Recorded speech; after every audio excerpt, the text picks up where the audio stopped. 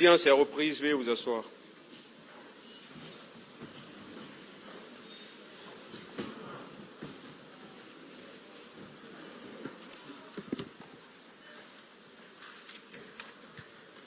Ministère public contre M. C.C. Raphaël Abba et autres. M. Moussa Dadis Kamara. Venez s'il vous plaît.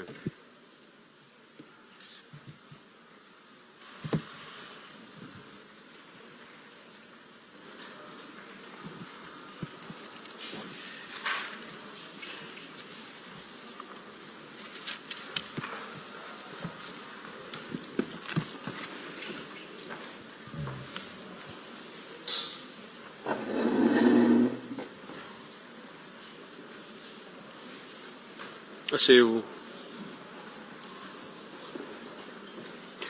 Le ministère public avait la parole pour ces questions. Oui. Je voudrais quand même faire une observation.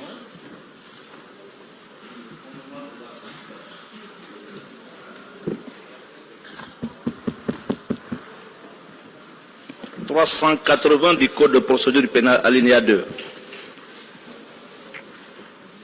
Les fonctions du ministère public sont exercées par le procureur de la République ou ses substituts près la dite juridiction.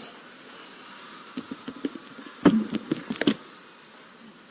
la composition du parquet relativement à l'examen de ce dossier,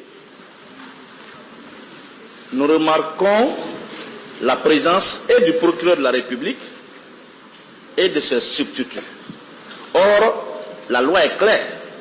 C'est ou le procureur ou ses substituts.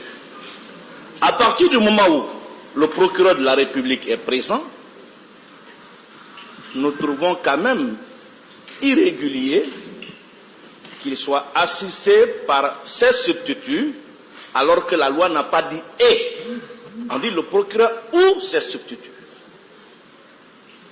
C'est comme si, Monsieur le Président, on permettait à votre composition, qui est impair, 3 magistrats, à vos assesseurs, de poser des questions comme vous le faites. Donc nous voudrions que le tribunal veille à l'application de cette disposition pour que les débats évoluent sereinement. Je vous remercie. Ministère public.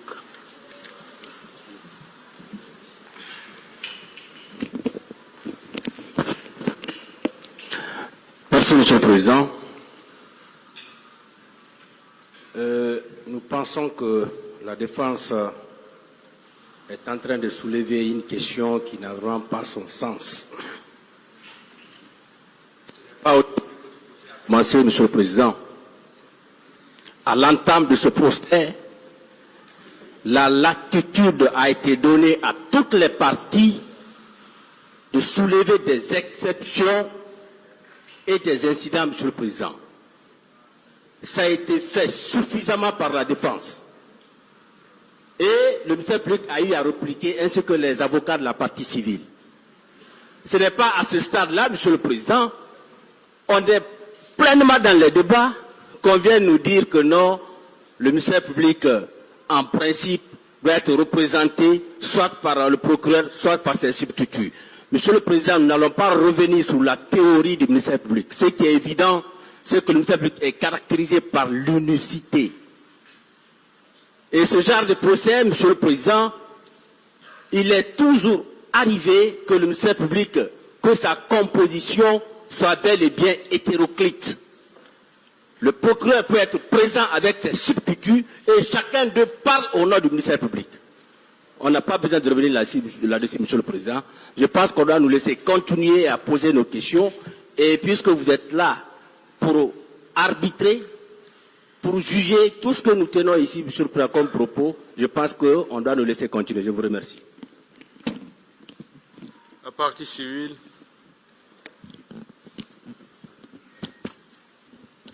Monsieur le Président, je pense que la défense est dans un dilemme. Est-ce qu'il faut poursuivre ce procès ou est-ce qu'il faut trouver des artifices pour le retarder indéfiniment? Nous sommes à près de 3 mois de procès. À ce stade, je ne vois pas pour quelle raison on soulèverait des questions relatives au parquet. Dès lors qu'on a eu tout le temps pour pouvoir soulever des exceptions et des fins de non-recevoir et des questions préjudicielles. Cela n'a pas été le cas.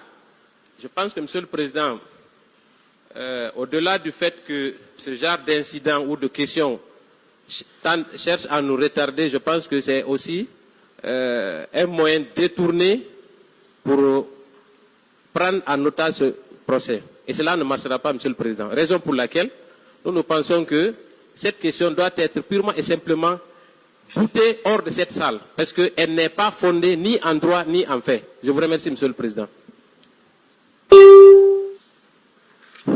Monsieur le Président, dans le même sillage, nous pensons que quand le législateur dit que les fonctions du parquet peuvent être exercées par Monsieur le procureur ou ses substituts, ou est une conjonction de coordination.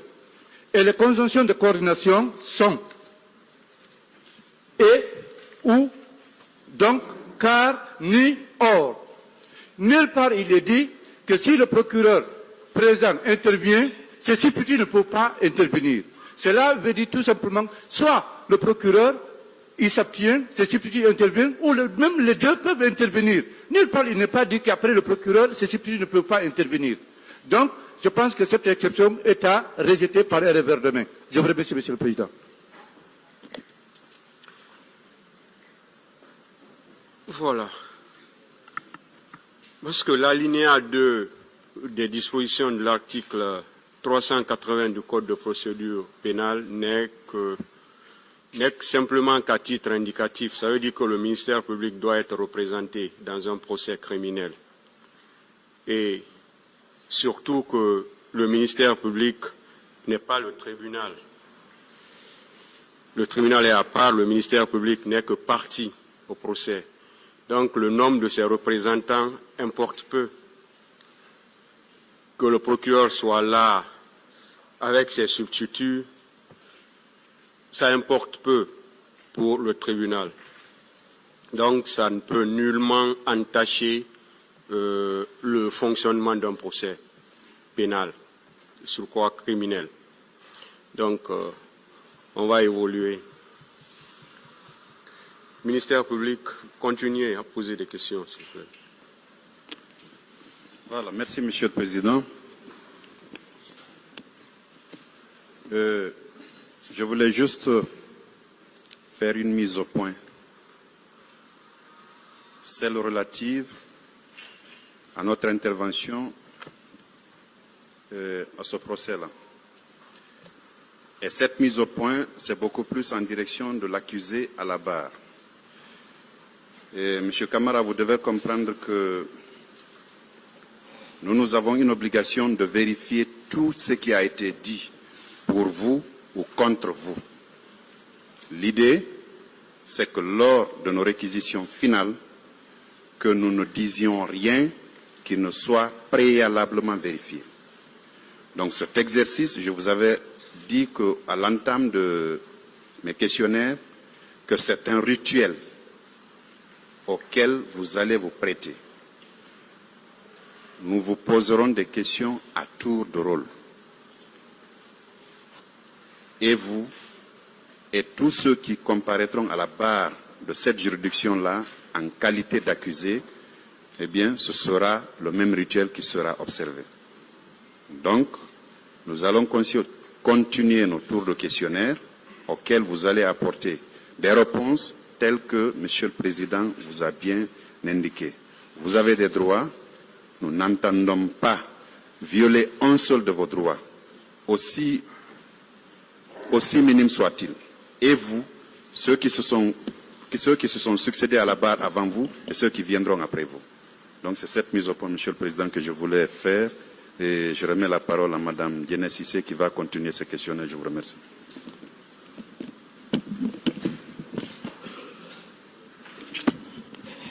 Merci, Monsieur le Président. Je continue.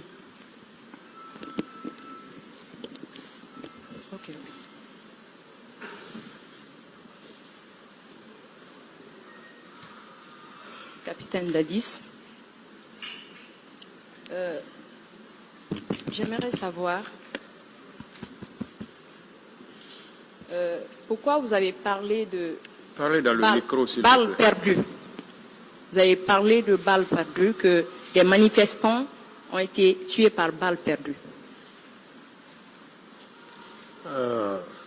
Ça, c'est par rapport au compte rendu qui m'a été fait. Le compte rendu qui m'a été fait Oui. est un compte rendu en matière de correspondance, tout au moins c'est militaire. On ne modifie pas les virgules. C'est par rapport à cela. Est-ce que vous avez vérifié ces informations avant de parler devant les médias? Non, ces informations, je ne les ai pas vérifiées pour la simple raison que la situation était telle que il me fallait rapidement un compte rendu, aussi rapidement que possible. Et je crois dans cette même lancée, il fallait aussi faire comprendre au peuple de Guinée, Oui. savoir réellement ce qui s'est passé. Et si, par contre, il y a eu ce terme de balles perdues, je ne sais quoi, ou même je me rappelle un peu, asphyxie, ainsi de suite. Oui. Alors c'était, Bousculade. voilà, parfait, c'était effectivement un compte rendu qui m'avait été donné, donc j'étais tenu obligé de parler de la sorte. Mais pas parce que j'avais vécu les faits, non. Si je suis fidèle aux faits, Ouais. je crois que c'était le lendemain du massacre. Donc vous avez tout le temps d'avoir la version crédible. Non, c'est pas forcément, madame, avoir la version crédible. Ici, le problème, c'est quoi? C'est un fait qui s'est passé et n'étant pas là-bas en tant que président, à l'époque, j'ai demandé à ceux-là qui étaient commis à cette tâche de me donner des informations. Voilà. Donc qui vous a fourni cette information? Vous dites? Qui vous a fourni cette information? Cette information, je l'ai reçue auprès du ministre de la Santé qui a été très clair avec vous ici, et avec une perte de vie humaine à 57 personnes. C'est le même nombre, effectivement, que je me suis permis de dire à la... Donc 54, 3 par bousculade et 4 personnes par balle perdue. Bon, de toutes les façons, c'est le nombre que je vous donne maintenant, que ce soit par 53 bousculades et consorts. Oui. Ce qui est important, le nombre de morts qui m'a été communiqué était au nombre de 57. Maintenant, s'il y a bousculades et consorts, ça ne revient pas à moi de le dire, c'est les légistes. Selon vous, des militaires de la présidence qui ont quitté le camp, ils sont venus par surprise, ils ont atteint les gens à bout portant. Est-ce que dans ce contexte, on peut parler de balles perdues? Reprenez la question, s'il vous plaît. Vos hommes, Oui, qui étaient des militaires, qui vous gardaient, oui. ils quittent le camp, ils viennent en direction du stade, pendant que le stade était plein, ils pointent à bout portant les manifestants, ils les tuent. Est-ce que est-ce qu'en votre qualité de président, quelle que soit l'information que vous receviez, est-ce que on peut parler dans ce contexte de balles perdues? De toutes les façons, ça n'a rien à voir.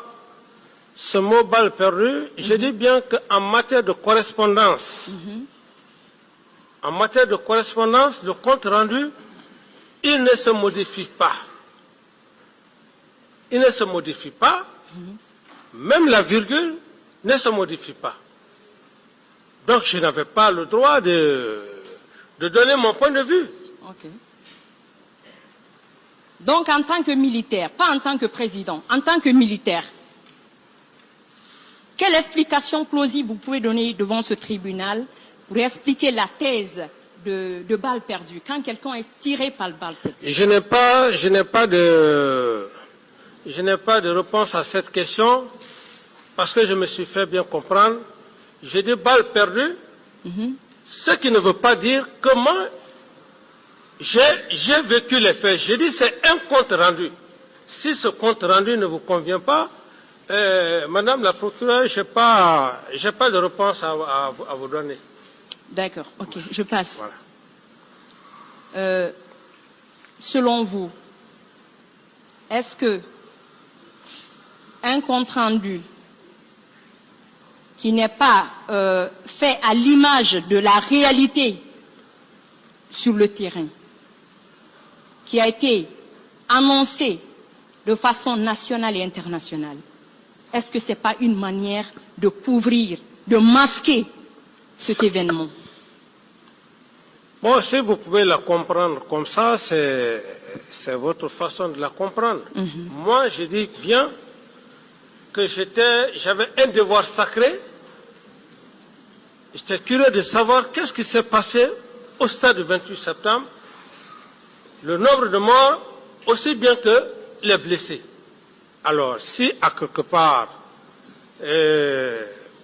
vous mettez ça sur une autre forme, je n'ai vraiment pas de réponse à cela. Donc, moi, mon entendement, est-ce que vous n'avez pas voulu couvrir vos hommes? Non, couvrir les hommes comment?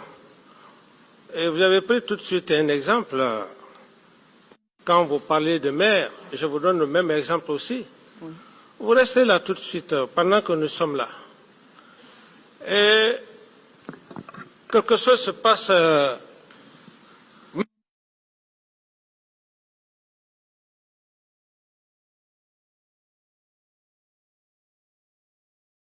Même dans la cour,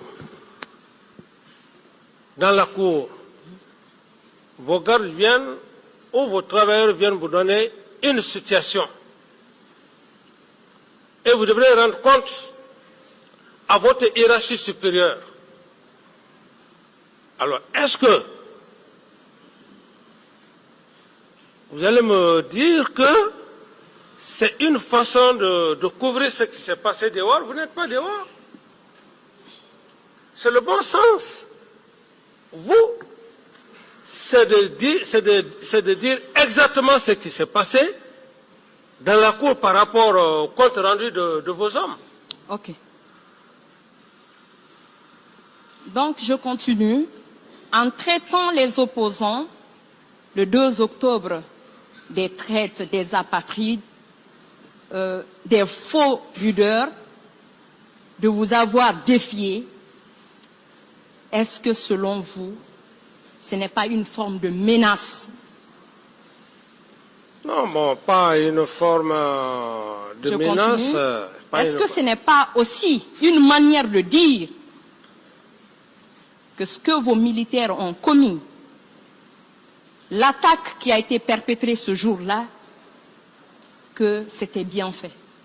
Non, pour un homme normal, sensé, ne peut pas comprendre la sorte. Ah bon? Oui. D'accord.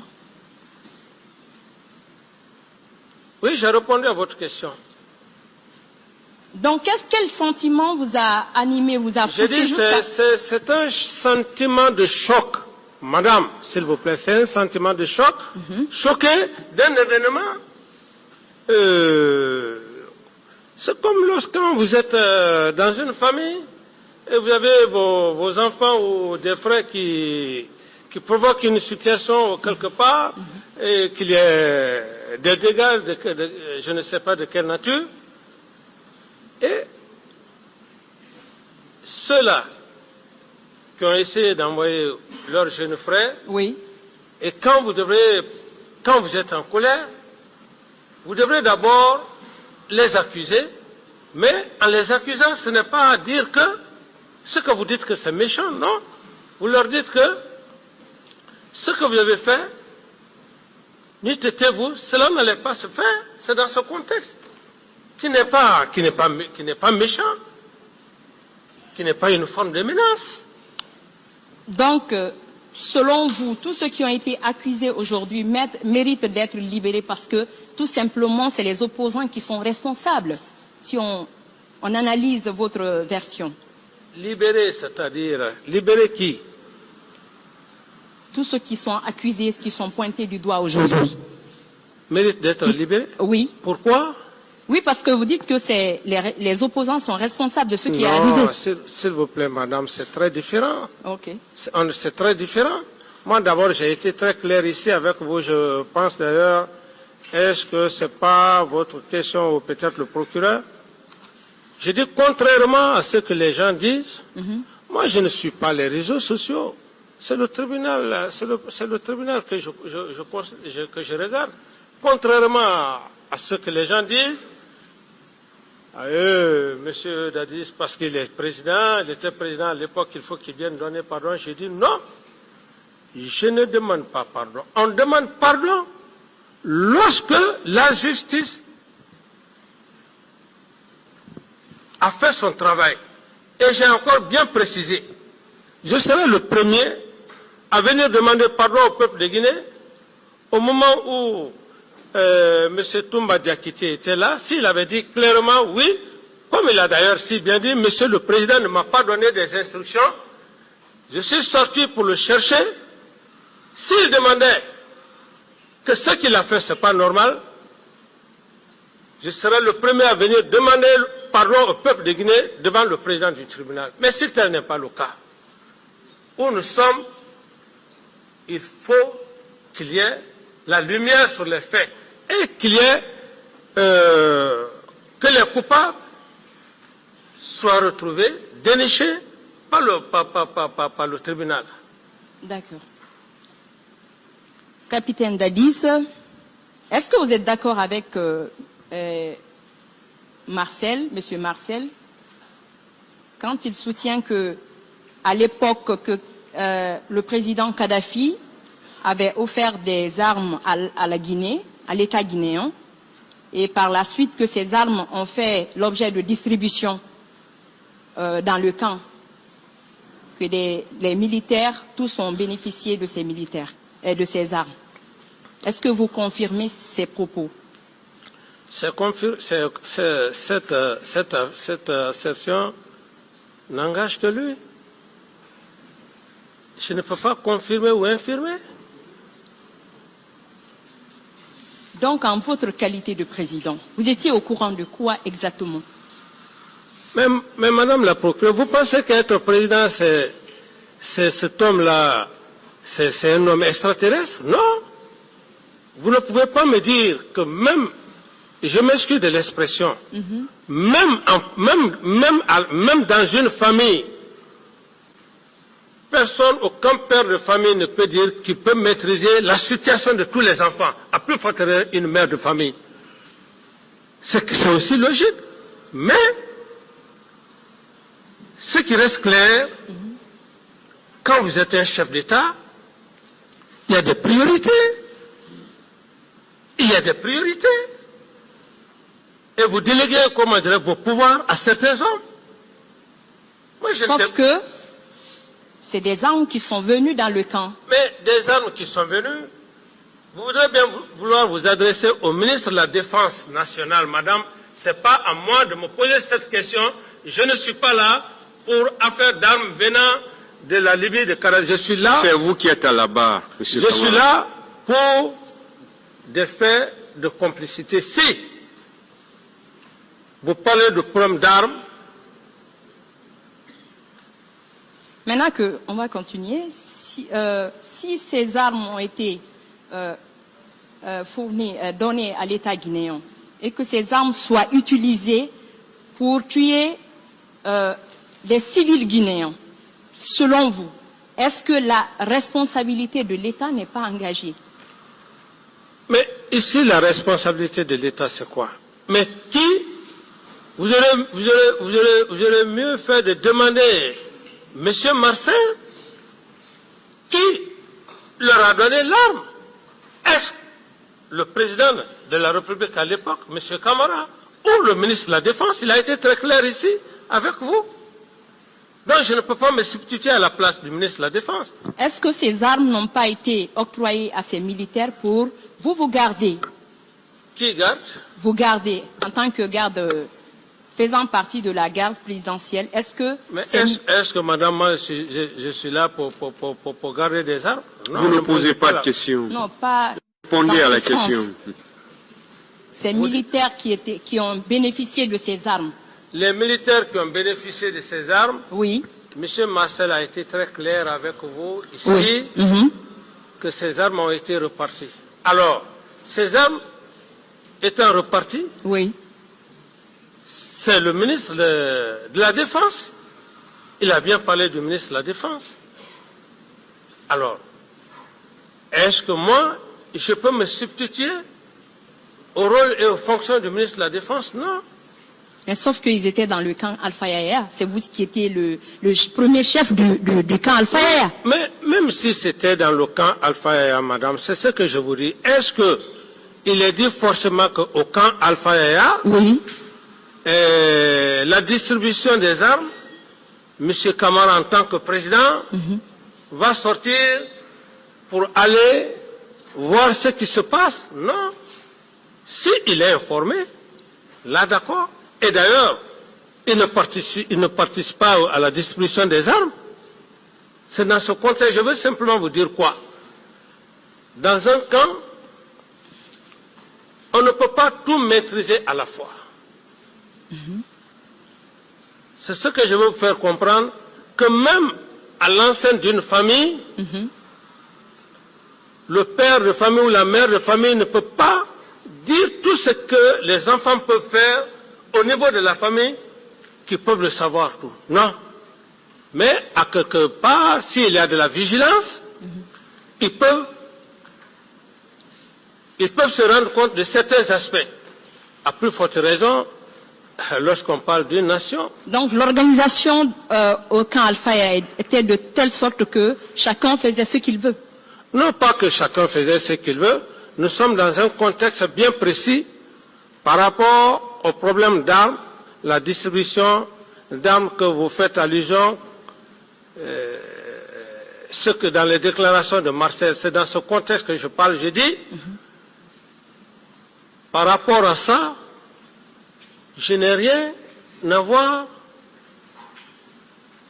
dans cette situation de répartition. Le ministre de la Défense est mieux placé pour la distribution de ces armes.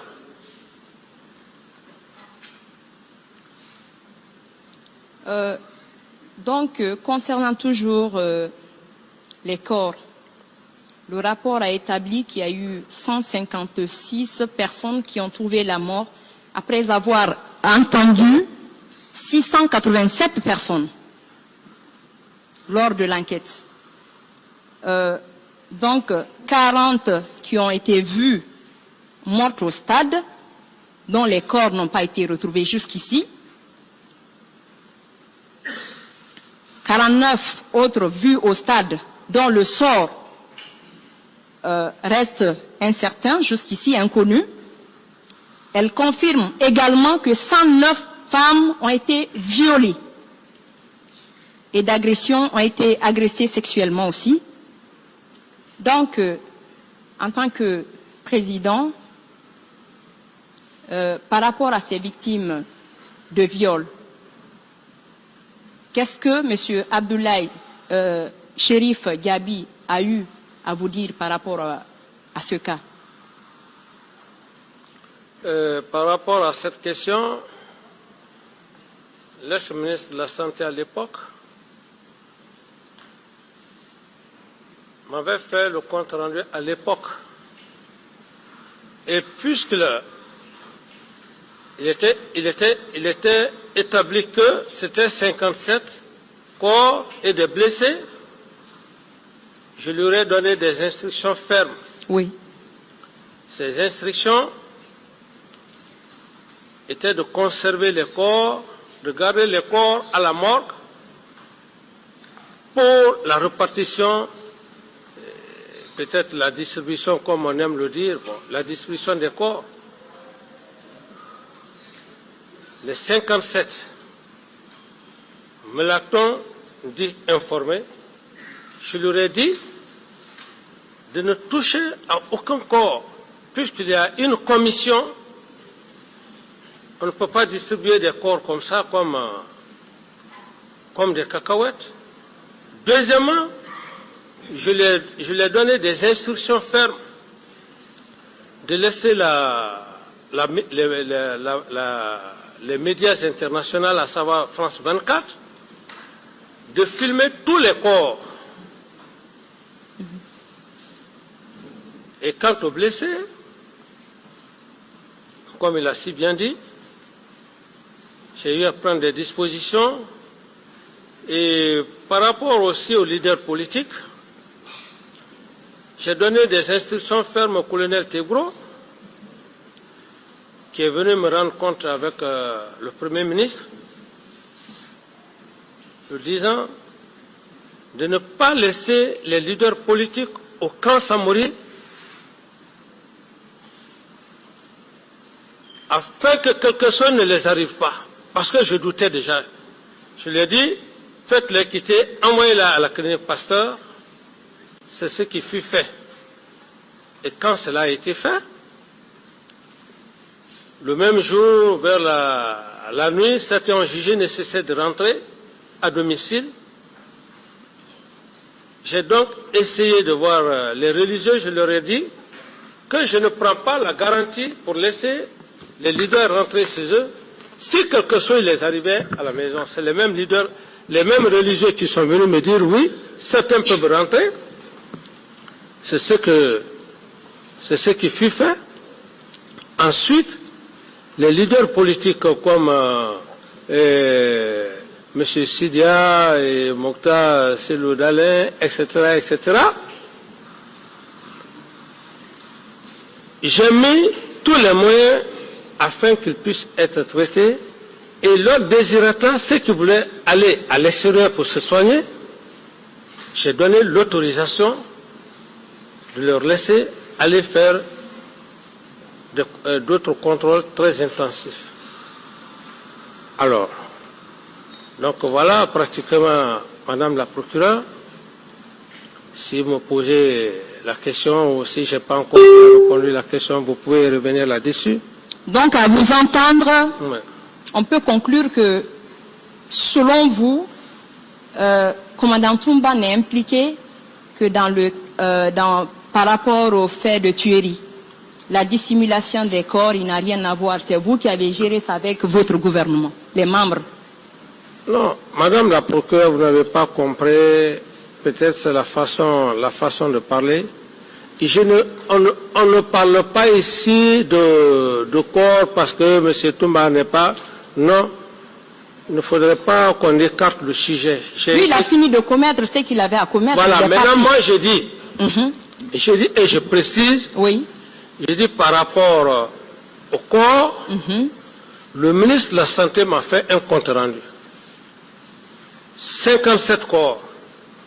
J'ai compris. Parfait. Ok. Je peux avancer? Oui, D'accord. Vous disiez tout à l'heure oui. que commandant Toumba est allé au stade, il a tué les gens, donc il a replié avec son groupe, son équipe. Maintenant, vous avez donné des instructions fermes aux éléments de votre gouvernement, au ministre de la Santé à l'époque, qui a fait ce qu'il devrait faire. Donc aujourd'hui, s'il y a des défaillances de sa part, est-ce que vous ne serez pas impliqué au même titre que lui? Mais je ne sais pas, madame, la façon de poser la question.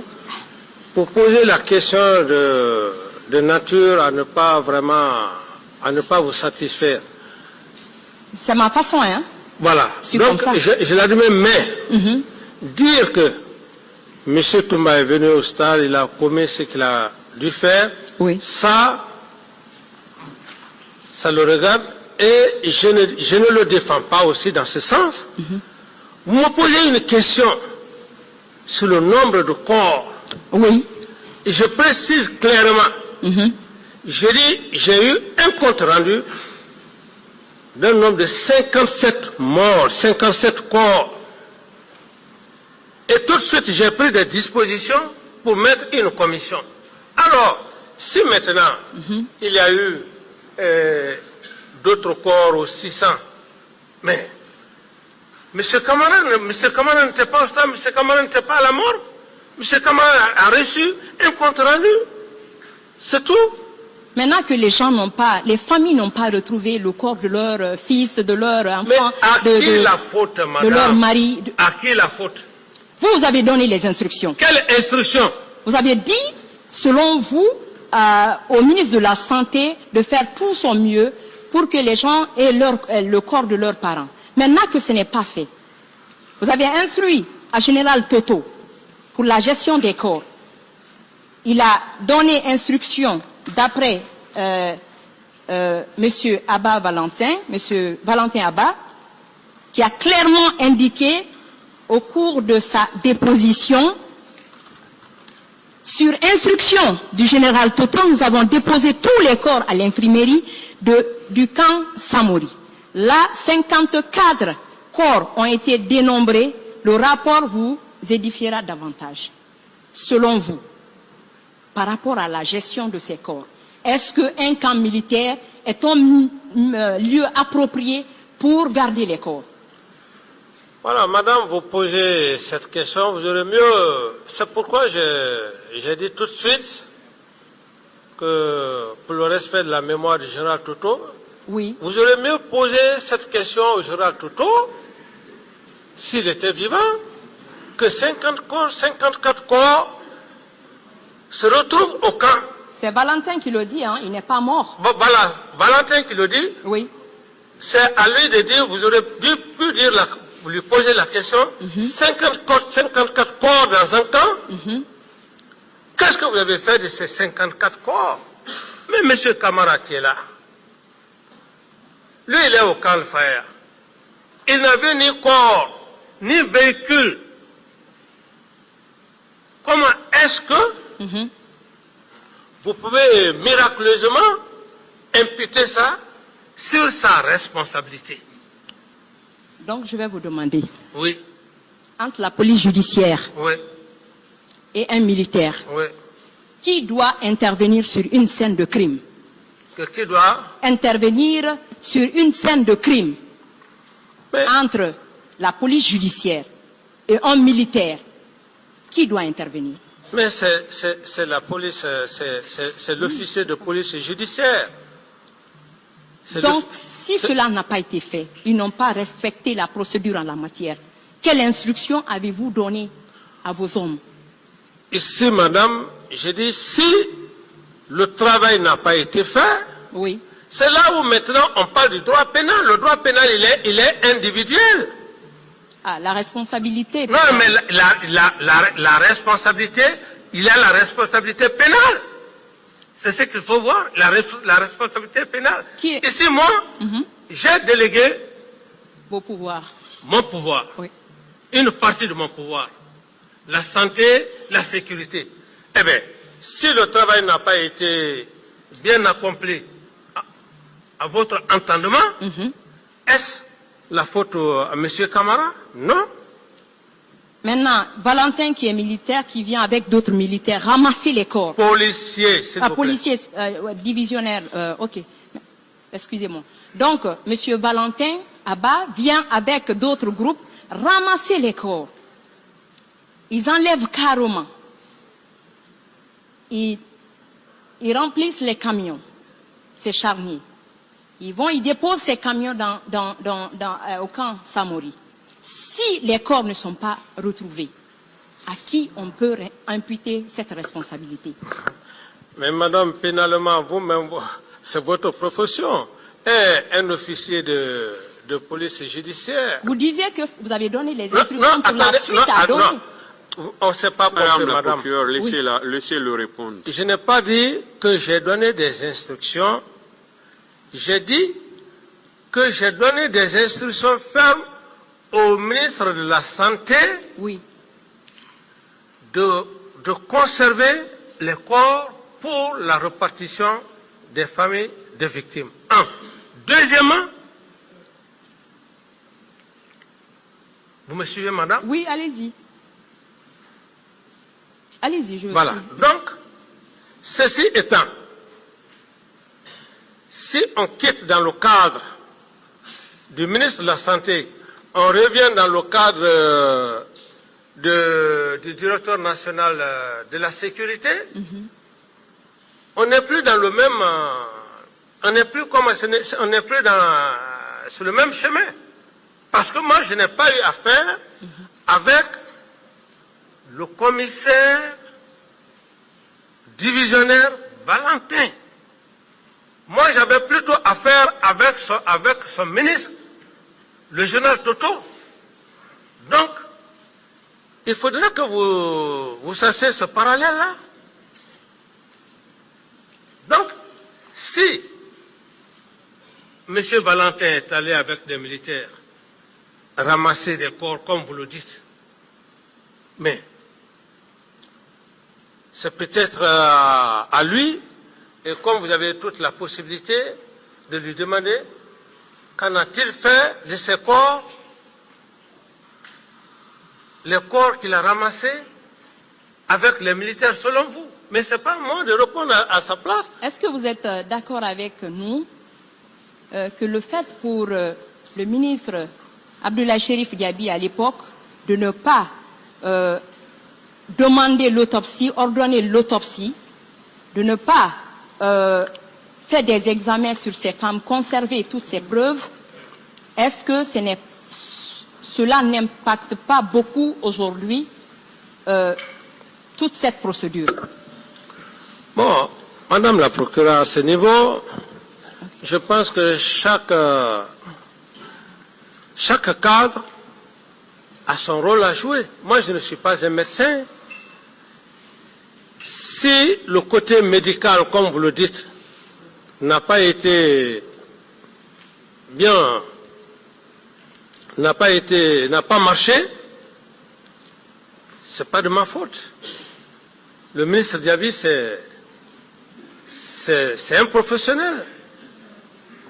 Donc, ce n'est pas à moi de répondre à cette question. Ok, selon vous, est-ce que par rapport au massacre du 28 septembre, ce n'était pas un cas de crime flagrant? Un cas de crime flagrant.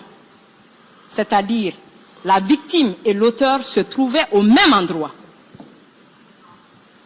Bon, cette qualification, si vous pouvez mieux... Les gens qui ont quitté le camp, Oui. ils sont venus. Oui. Ils ont abattu froidement les gens. Ouais. Ils sont tous au camp, au stade, tous sur le même lieu. Est-ce que, selon vous, il était difficile d'arrêter ces personnes? Mais puisque je n'étais pas au stade, c'est après les faits. Il y avait la gendarmerie, il y avait la police pour le maintien de l'ordre. Moi, c'est juste un compte rendu. Est-ce que, excusez-moi, si vous n'avez pas protégé ces personnes, est-ce que ce jour-là, la police et la gendarmerie n'allaient pas arrêter un bon nombre de personnes qui ont commis ces faits? Lesquels militaires a protégé, madame, lesquels militaires a protégé? Mais c'était vos hommes. Oui, mais mes hommes, ça ne veut pas dire qu'ils sont sous mes ordres. Les personnes qui vous gardent ne sont pas, vous avez dit devant ce tribunal qui n'étaient pas sur vous. Mais la réponse est très claire, madame. Vous avez vu Toumba ici, il a dit clairement devant vous. D'accord. Un aide de camp, il dit clairement qu'il m'a dissuadé avec un groupe de militaires et qu'il est resté chez lui, me contourner, aller jusqu'au niveau du stade, me chercher. Alors, imaginez, est-ce que je suis Dieu pour le savoir?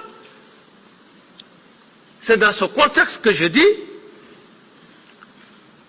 que des gens qui ne m'obéissent pas, c'est la désobéissance totale. Ok, on peut continuer. Oui, bien sûr. D'après colonel Oumar Sano, il soutient que, vu la gravité des faits, que des sollicitations ont été faites aux pays voisins pour l'obtention des formules. Est-ce que cela est vrai? Bon, comme c'est l'ex-chef d'état-major général des armées qui l'a dit, Oui. cette affirmation... Donc vous n'en savez rien par rapport à ça aussi? Non, non. D'accord. Vous avancez, je tends à finir, vous avancez la thèse selon laquelle c'était purement du complot Oui. contre vous. Selon le rapport de Human Rights, selon ce rapport, qui a eu des centaines de militaires ce jour-là au stade.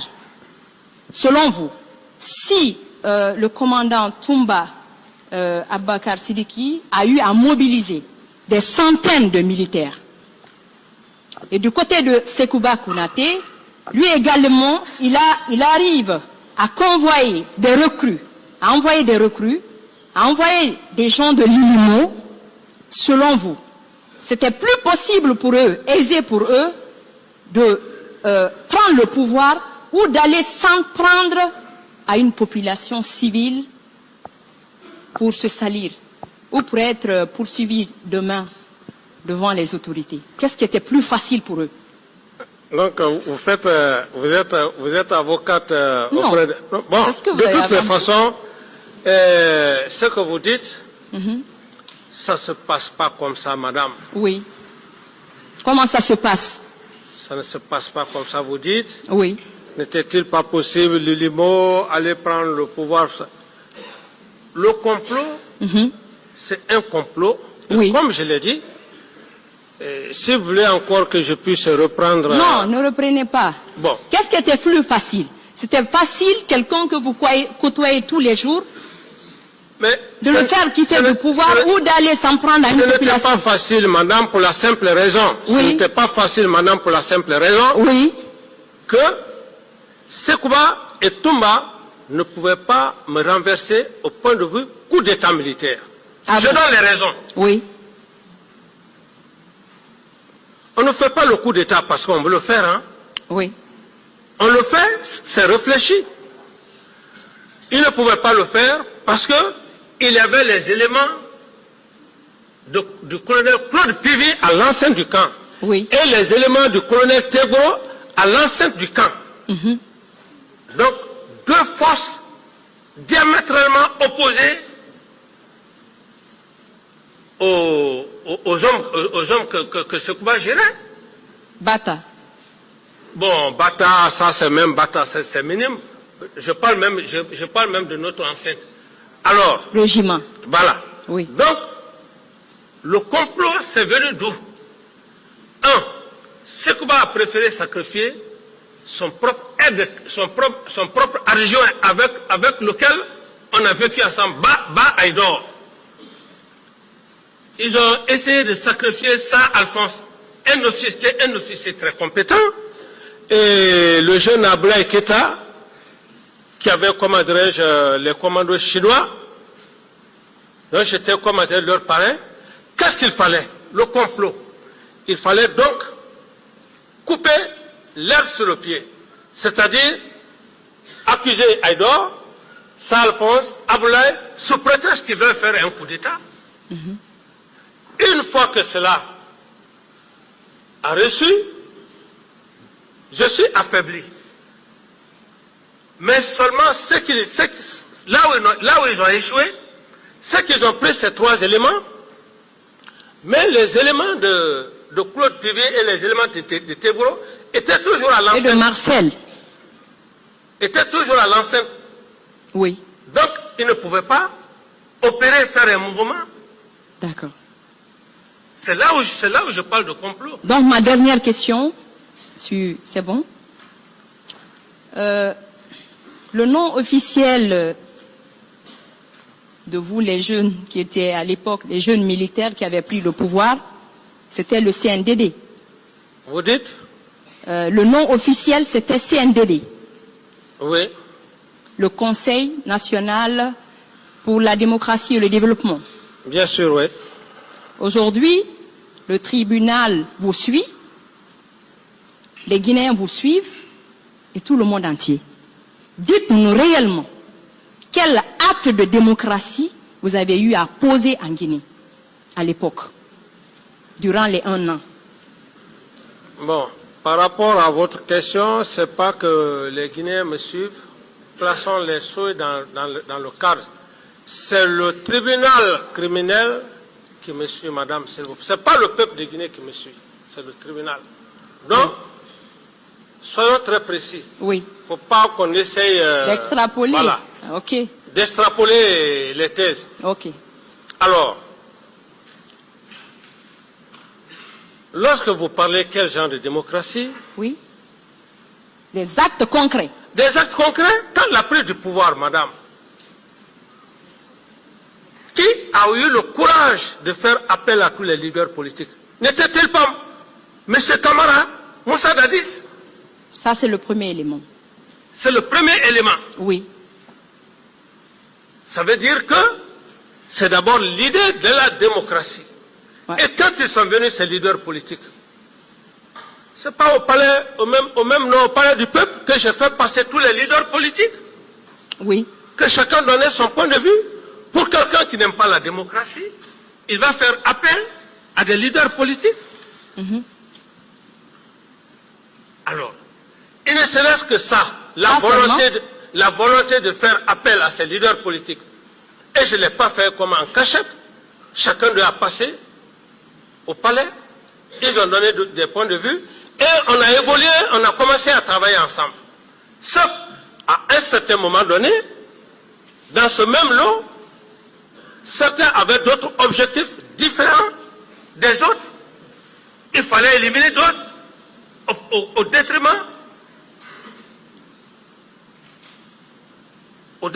des autres. Donc, troisième élément, c'était quoi comme acte concret? Comme acte concret, oui. Il ne serait-ce que ces deux éléments, je n'ai pas besoin de citer plus de... Donc la protection des citoyens et leurs biens, ça ne fait pas partie. Et le troisième élément, oui. Vous le savez bien, madame, même si parce que nous ne sommes pas sur la planète Mars, vous avez vu pendant les 11 mois que j'ai eu à faire, oui. Les 11 mois, comparativement aux 10 ans que vous avez eu à passer ici, oui. Vous pouvez vous faire la différence. La différence, il ne serait-ce que les actes que j'ai eu à poser. C'est l'occasion maintenant de dire devant le peuple de Guinée et devant monsieur le président du tribunal que si nous voulions parler de démocratie, j'ai œuvré à cette démocratie. Voilà. Malheureusement, les hommes avides de pouvoir que les Guinéens ne veulent pas, que les Guinéens ont peur de le dire pendant plus de 10 ans, oui. Ne veulent pas, ils sont dans les salons en train de manger. Malheureusement, M. Alpha Condé, je le dis et je réitère, en a transformé autrement. C'est moi qui ai évoqué malheureusement, vous me laissez... Oui, malheureusement, vous devez laisser l'accusé parler seul. Alors, si malheureusement, vous lui prêtez des termes, voilà, ça va. Il en a profité l'occasion. Il en a profité l'occasion pour changer les donnes de cette démocratie. Les donnes de cette démocratie. D'autres questions, s'il vous plaît. Okay, malheureusement. D'autres questions, madame, pas de commentaires. Posez d'autres questions. Est-ce qu'à l'époque, la Guinée, les Guinéens n'ont pas été vus sur la chaîne nationale et internationale en train de pleurer, en train de crier leur peine? Des questions en rapport avec les faits, s'il vous plaît. Je continue.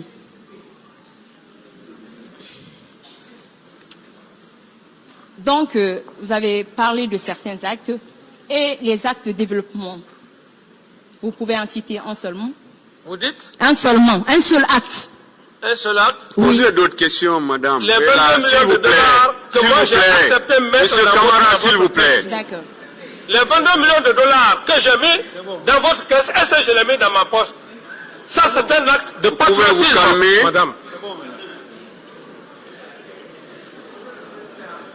Vous pouvez vous calmer. En définitive, monsieur capitaine. Posez d'autres questions, s'il vous plaît, madame, en rapport avec Par les faits. rapport au fait du 28 septembre, est-ce que vous pouvez dire clairement devant ce tribunal que le ministre de la Justice n'avait rien fait, n'avait rien posé comme acte? Reprenez et reformulez bien la question. Par rapport au massacre du 28 septembre, Oui. est-ce que vous pouvez affirmer devant ce tribunal que le ministre Siba n'avait rien fait par rapport aux actes posés au stade dans le cadre du massacre? Il n'a rien fait après ces massacres. Moi, Le ministre de la Justice, l'autre ministre. le ministre de la Justice? Oui. Non, je ne peux pas dire que le ministre de la Justice n'a pas fait son travail à l'époque parce que j'ai fait appel à la commission internationale Oui. et j'ai ordonné de créer une commission nationale à l'interne pour gérer nos propres problèmes. Et je pense que c'est dans cette situation où on a pris des cadres magistrats par-ci par-là que je ne maîtrise pas. Donc, je ne peux pas dire que le ministre de la Justice d'alors n'a pas joué son rôle. Merci. Je vous remercie. Monsieur le Président, s'il vous plaît, sinon que quelqu'un d'autre nous passe une question, nous voulons quand même faire des observations. Par rapport à quoi, Par maître? rapport à ce qui est en train de se passer. Qu'est-ce qui se passe? On est en train de poser des questions, maître. Monsieur le Président, depuis le matin, nous assistons à des questions qui n'ont absolument rien à voir avec les événements du 28 septembre. Le président Dadis qui comparaît n'est pas là pour faire le compte-rendu de la gestion de son gouvernement, de la manière dont il a pris le pouvoir, pourquoi il l'a pris, qu'est-ce qu'il n'a pas fait en tant que chef de l'État. On parle du 28 septembre. Tout ce qui n'a pas trait à ces événements-là ne doit pas lui être demandé. Il faut qu'on circonscrive les choses pour pouvoir évoluer efficacement dans ce dossier. Nous estimons qu'on perd assez de temps sur des inutilités. Inutilités utilisées dans le sens de faits ne concernant pas les événements du 28 septembre. Quand on va lui demander jusqu'à présent, est-ce qu'il peut dire quel acte de démocratie il a posé? Qu'est-ce que ça a à voir avec le 28 septembre? Rien. Absolument rien. Quand on va jusqu'à donner l'exemple des maires, je ne sais pas pour faire quoi. Alors, vraiment, circonscrivons les choses, Monsieur le Président. Nous voulons bien que la vérité éclate, mais dans ces conditions, il faut agir sur les paramètres de la vérité. Voilà. Je pense que chacun aura compris et finalement prendrait les précautions pour agir dans le sens de la question posée. Allez-y, monsieur le procureur. Merci, Monsieur le Président.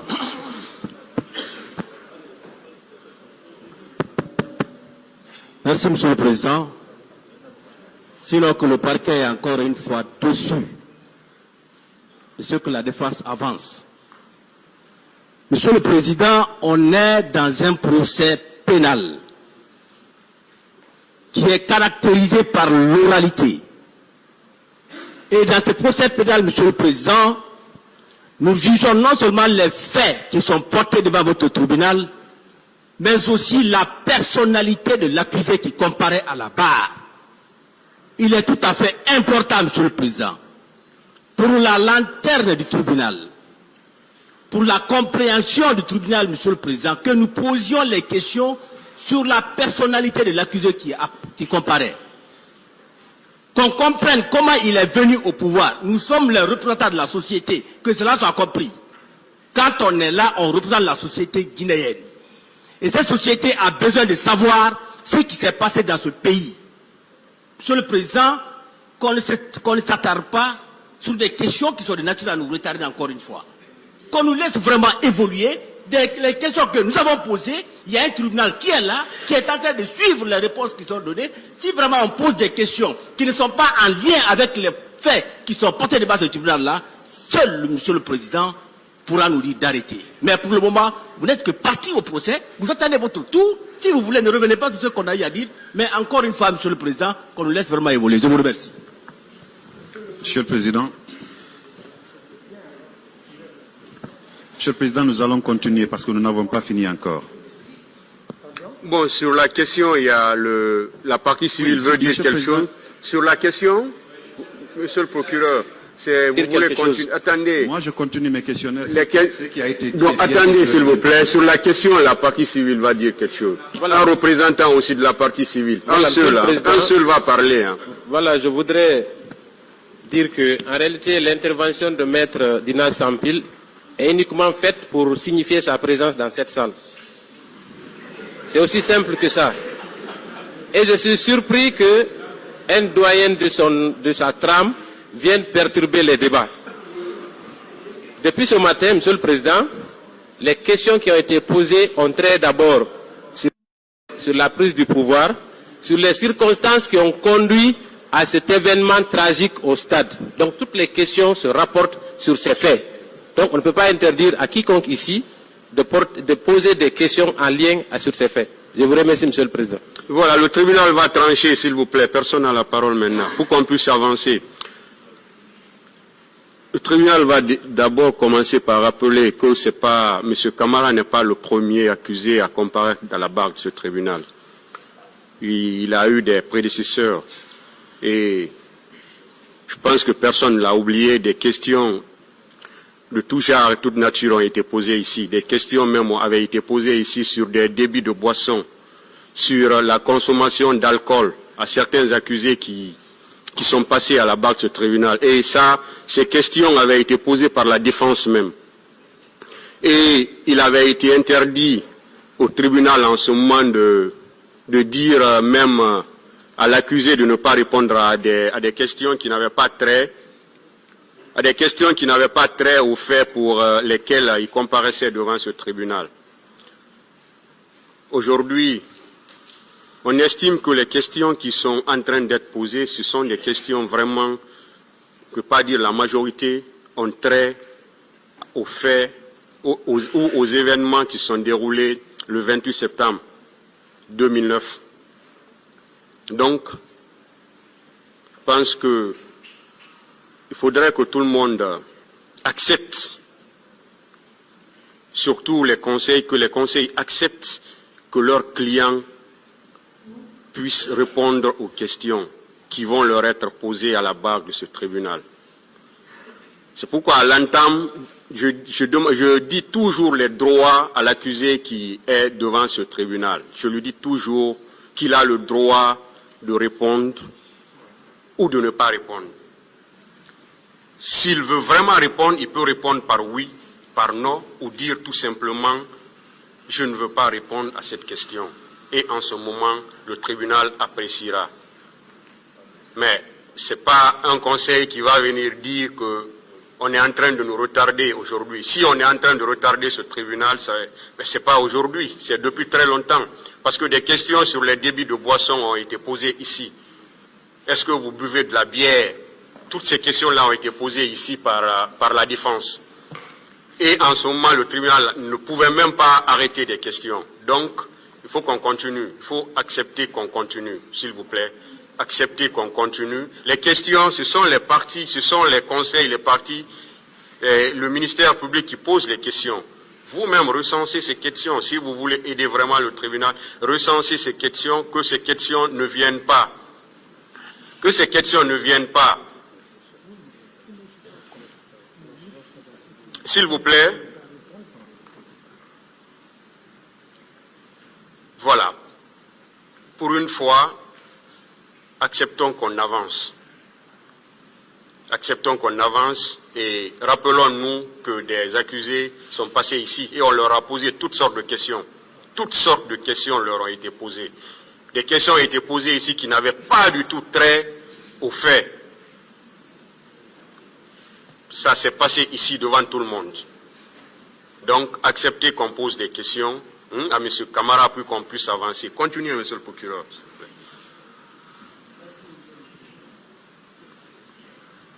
Merci, Monsieur le Président. Monsieur Moussa Dadis Camara.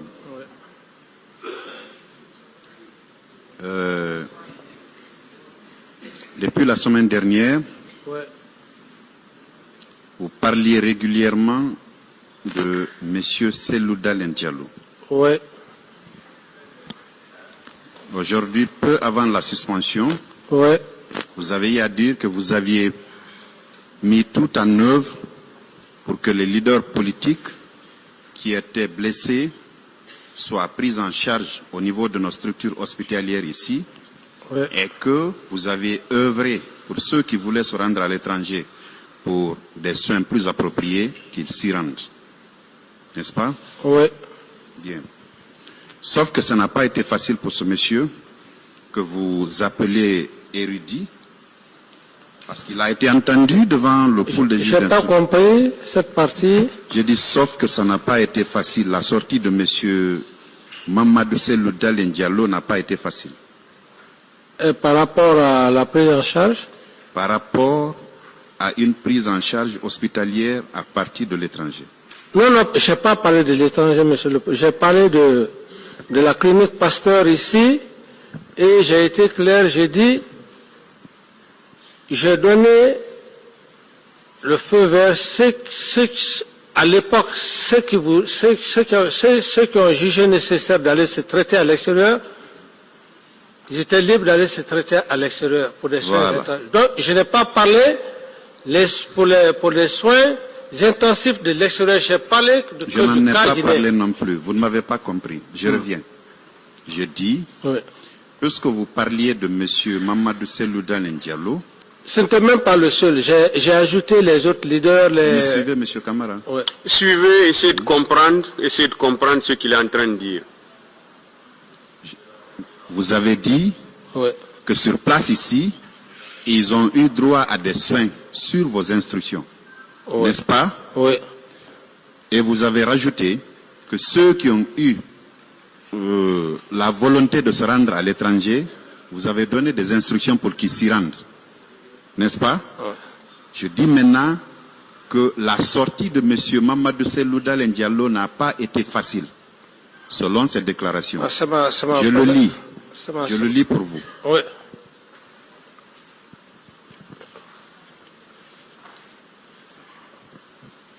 Il dit, mardi dans la nuit, le président Wade m'a appelé pour me faire part de son intention d'envoyer un avion pour m'évacuer à Dakar. Je l'ai informé que des dispositions sont prises pour me recevoir en France et que je préfère plutôt aller à Paris. Une réservation est faite pour moi sur le vol d'Air France du mardi 30 septembre. Ce jour-là, vers 16 heures, j'ai appris de plusieurs sources que les autorités du CNDD n'étaient pas disposées à me laisser sortir. Effectivement, lorsque j'ai envoyé à l'aéroport Dr Marega pour faire les formalités, mon passeport et mon billet furent confisqués et il lui fut notifié que je n'étais pas autorisé à quitter le territoire national. Le Conseil interreligieux saisi par l'ambassadeur de France à Conakry, d'un côté, et le président Wade et Saïd Djounit, représentant du secrétaire général des Nations Unies en Afrique de l'Ouest, de l'autre, réussiront plus tard dans la nuit à convaincre le président du CNDD à me laisser sortir le lendemain pour des soins.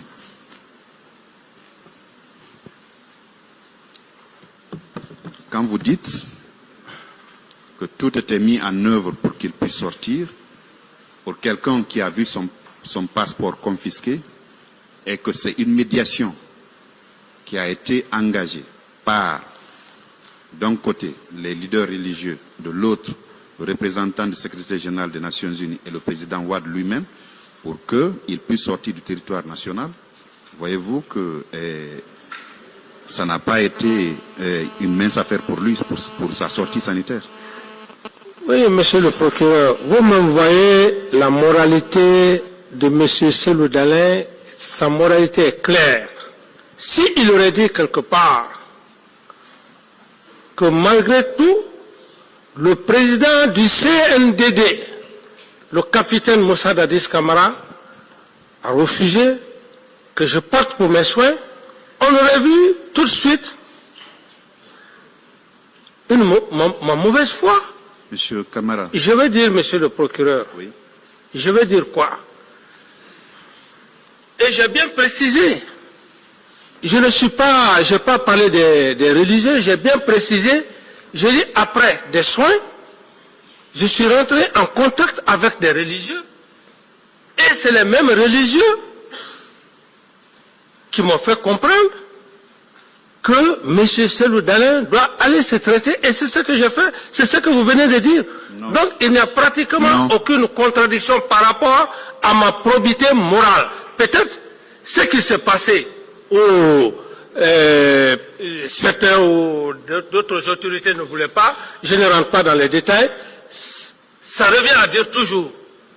Le même doute que j'ai eu, monsieur le procureur, le même doute que j'ai eu, j'ai demandé au colonel Thébault de prendre les leaders politiques du camp Samori, les envoyer à la clinique Pasteur. Ça suppose que c'est de la bonne volonté et c'est ce qui fut fait. C'est sûr, d'après lui, oui. Vos instructions, vous, autorité du CNDD, que son passeport a été confisqué. C'est une médiation qui a été mise en place pour que son passeport lui soit restitué afin qu'il puisse voyager. Je suis d'accord avec vous, monsieur le procureur. Je veux juste vous dire. Je n'ai pas fini. Oui. Voyez-vous, contrairement à ce que vous dites, lui, il n'a pas eu vraiment, en premier lieu, il n'a pas eu, il n'a pas pu accomplir ses formalités pour aller se faire soigner. Quand il a envoyé quelqu'un pour les formalités, son passeport a été confisqué sur instruction des autorités.